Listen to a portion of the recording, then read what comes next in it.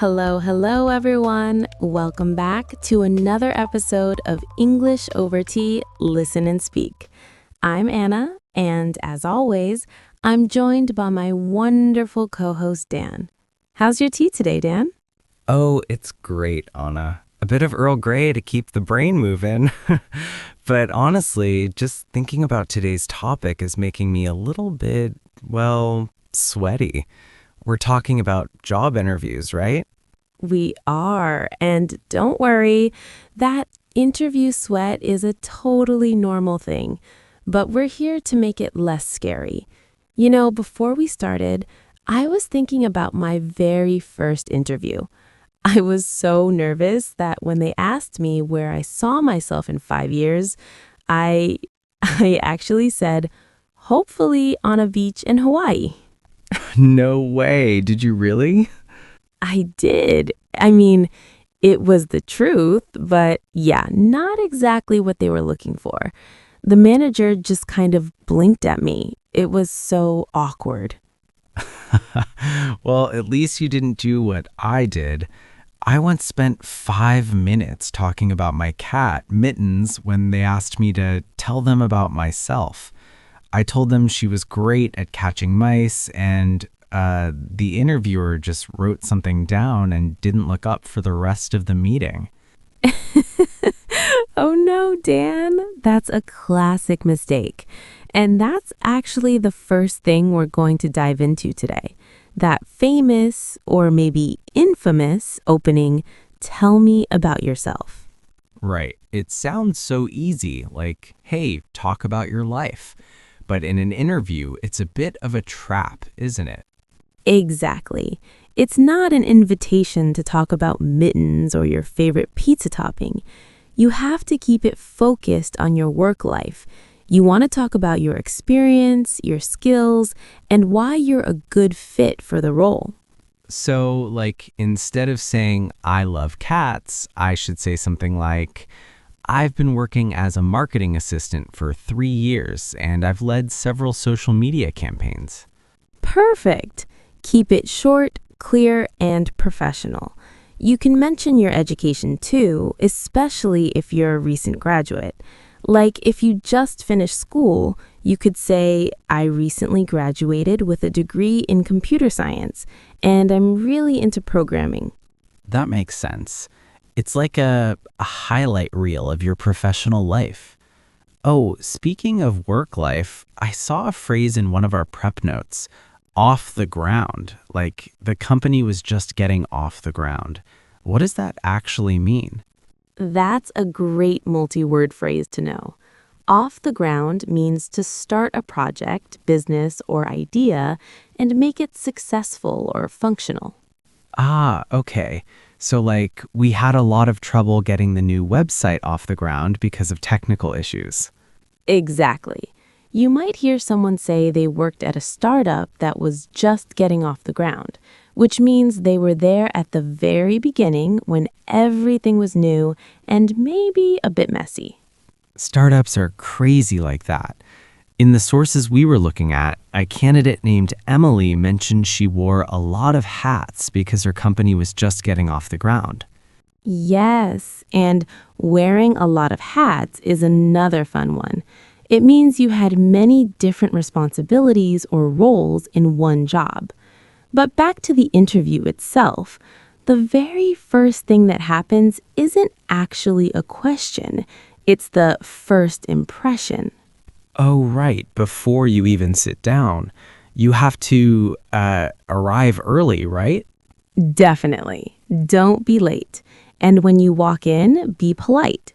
A simple, "Good morning, nice to meet you," or "Thank you for meeting with me today," goes a long way. And the body language. I always forget what to do with my hands. Do I fold them? Do I put them in my pockets?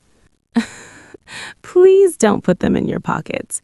Keep your hands visible, but don't move them too much.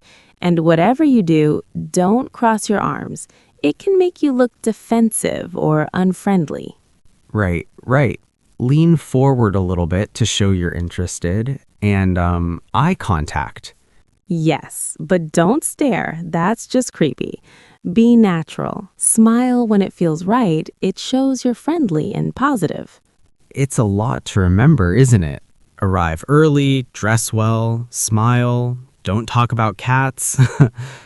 It is, but it gets easier with practice. Many people get nervous, and that's totally normal. Even the interviewers know that. In some of the examples we listened to, the candidates, like Mark and Lisa, took a second to just drink some water and tell themselves, I can do this. I like that. I prepared for this. I'm ready. It's all about building that internal confidence before the manager calls your name. Exactly. And once you're in that chair and you've nailed the tell me about yourself part, they usually move on to the why, as in, why do you want to work here? And I'm guessing because I need the money is still a bad answer, right? Still a bad answer, Dan, even if it's 100% true. Right. So, because I need to pay my rent is a no-go, but honestly, Anna, what if I don't know anything about the company? Like, I just saw the ad and clicked apply. Oh, Dan, that is a recipe for disaster. You really have to do your homework. The company wants to know you actually care about them, not just any job. You should look at their website, check their About Us page, and see what their mission is. Mission? Like a space mission? Not quite. A company's mission is their goal or the reason they exist. For example, maybe they want to protect the environment or help people with technology. If you can say, I really like your company because you help people with X, it shows you're interested. Ah, okay. So it's about matching my interests with what they do. Like, I'm excited about this position because your company has a great reputation and I believe I can grow here. Exactly. It's much better than just saying you're there for the paycheck.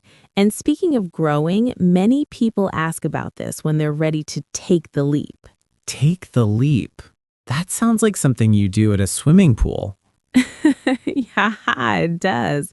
But in a professional context, to take the leap means to go for a new opportunity that might feel a bit risky or scary, like changing careers or starting a business. For example, I worked in finance for years, but I decided to take the leap and pursue my passion for photography. I like that. It sounds very brave. I'm taking the leap into this new sales assistant job. But okay, after the why, they always hit you with the strengths question. What are your strengths?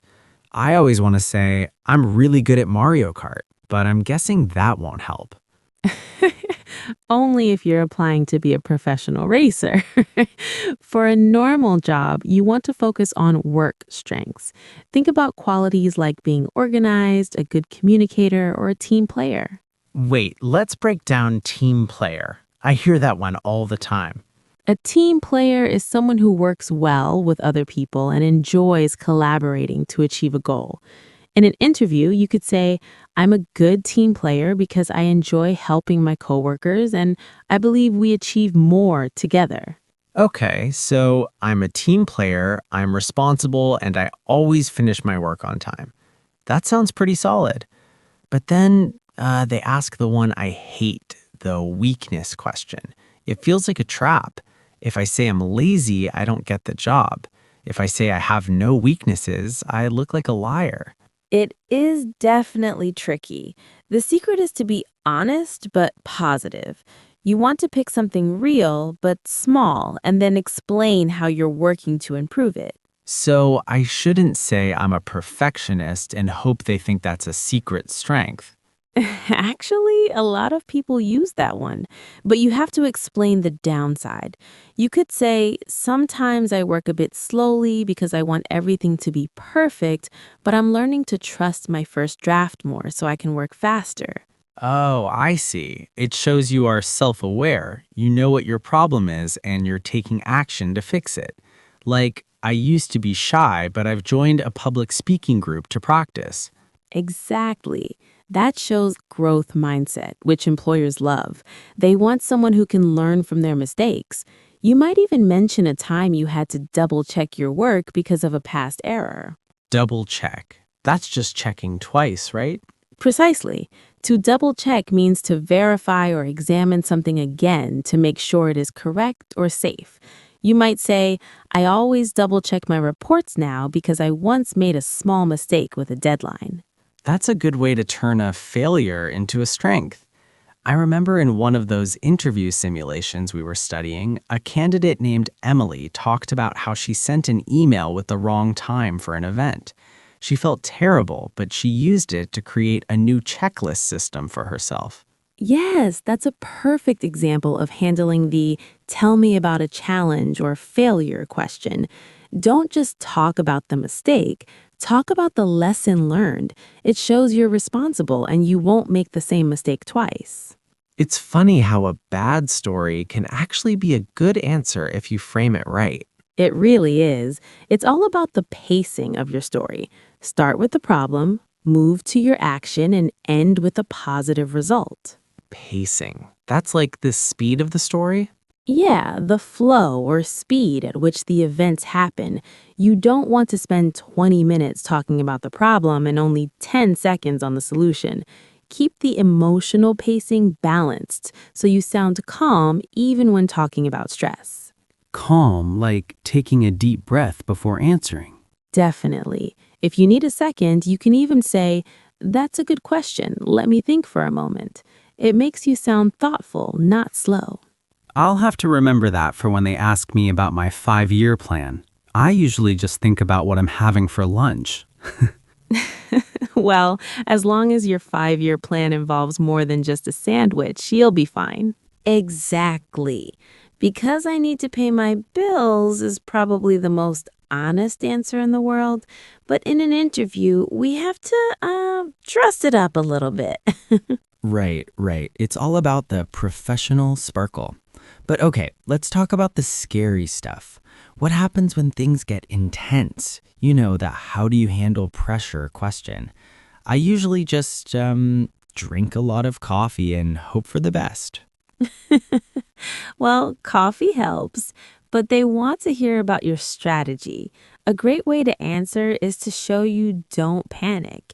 You can say, when I feel stressed, I make a list of my tasks and work on them one by one. It shows you stay organized so the stress doesn't build up. Oh, like breaking a big scary mountain into little tiny hills? Precisely. Another good one is saying you focus on solutions, not problems. It makes you sound very proactive. In one of the simulations we studied, a candidate named Emily mentioned that when a deadline moved up by a whole week, she stayed calm by breaking things into smaller steps to feel more in control. I like that. I'm in control. I have a checklist. Actually, speaking of feeling stressed, I saw this phrase in the transcript, in a bit of a panic. Is that something you'd actually say to a boss? Great question. To be in a bit of a panic means to feel a sudden, sharp sense of worry or anxiety, but using a bit makes it sound more controlled.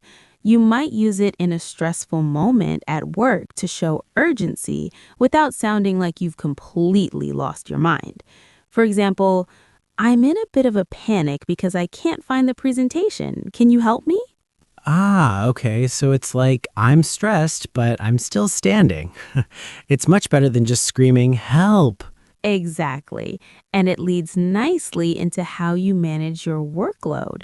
You want to show the interviewer that you can stay on top of things. Stay on top of things. That sounds like you're sitting on your desk. No, to stay on top of things means to remain organized, in control, and up to date with your responsibilities. You could say, the workload is intense, but I've learned how to stay on top of things by prioritizing my schedule. Got it. So I use my calendar to stay on top of things so I never miss a deadline.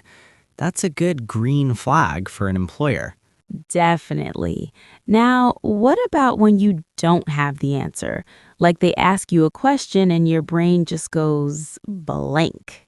Oh, that's the worst. Do I just stare at them? Please don't stare.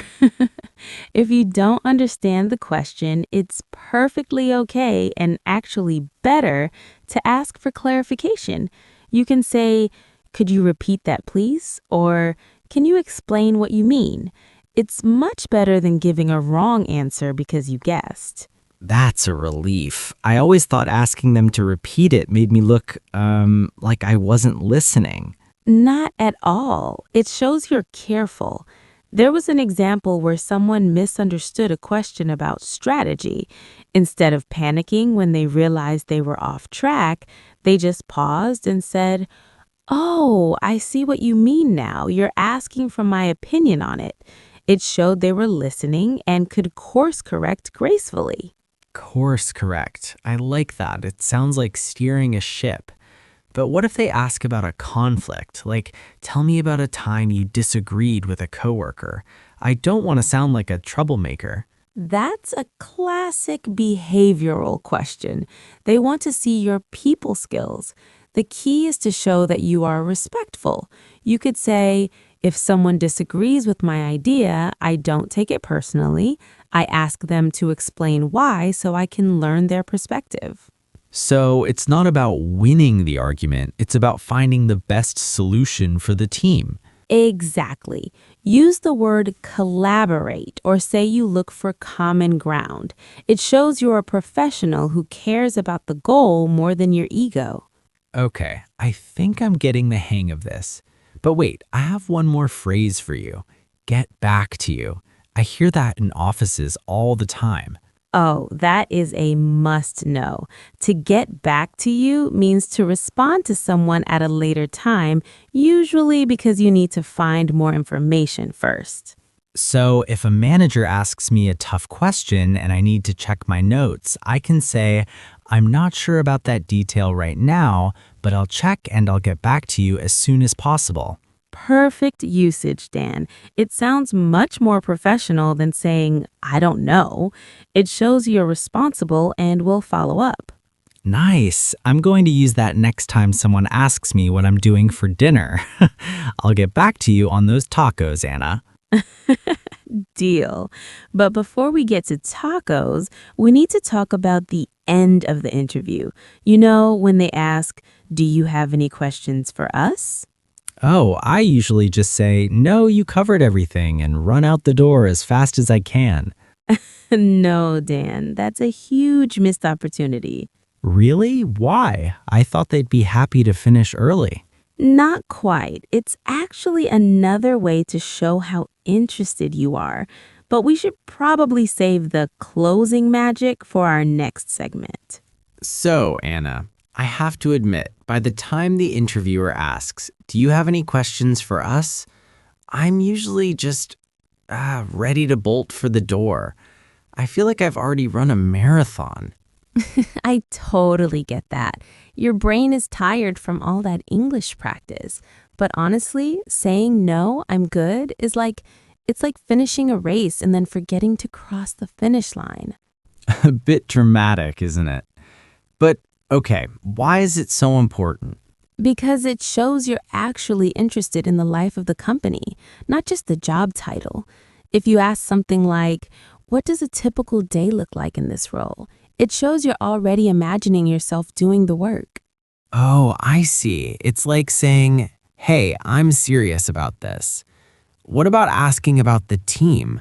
I'd hate to work with a group of grumpy robots. Exactly. You can ask, "Can you tell me about the team I'd be working with?" It helps you see if the culture fit is right for you too. And don't forget the logistical stuff, like what are the next steps in the hiring process? It saves you from sitting by the phone for a week wondering what's happening. That would definitely help my anxiety. But wait, what if the job is really technical? Like that guy Umar we saw in the sources. He was applying for a software engineering role. He didn't just talk about being friendly. Right. For specialized jobs, you have to be ready to talk about your tools. Umar mentions coding in JavaScript and Python and using things like React. Even if you don't have official work experience, you can talk about projects you did in school or on your own, like he did with his weather app. So it's about showing your portfolio, even if it's just stuff you did for fun? That makes me feel better. I feel like I'm finally on the right track. Oh, nice phrase. On the right track means you are doing something in a way that will bring a good result or you're following the correct path. For example, I've been practicing my interview answers every day, so I think I'm on the right track to getting hired. Exactly how I feel. But before we finish, there's one more thing. The after part. Do I just go home and wait?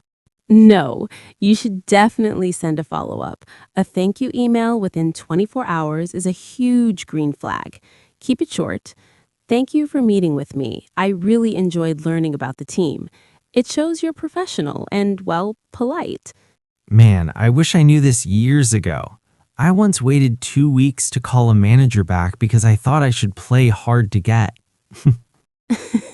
This isn't a date, Dan. It's a job. You want to show them you're eager. Speaking of being eager, many companies have an onboarding process once they hire you. Onboarding? Is that like getting on a ship? Sort of. Onboarding is the process of introducing a new employee to the company. It usually includes training, meeting the team, and learning the company policies. It's the welcome phase. Got it. So I'm looking forward to the onboarding process so I can meet everyone. Perfect. Well, Dan, I think we've covered a lot today, from the first impression to the final thank you email. We really have. Let me see if I can recap the big points. Let's see. Arrive early, dress well, and keep your tell me about yourself focused on work, not your cat. Correct. And remember to turn your weaknesses into lessons learned and always have a couple of questions ready for the end. And most importantly, believe in yourself. Even if you're nervous, a smile and a can-do attitude go a long way. Absolutely. Well, everyone, that brings us to the end of this episode of English Over Tea. We really hope these tips help you feel more confident for your next interview. You've got the skills. Now you just need the practice. Yeah, and hey, if you found this helpful, please subscribe to our channel and leave a comment. Tell us, what's the toughest interview question you've ever had to answer? We'd love to hear your stories. Yes, please share. We love reading your comments.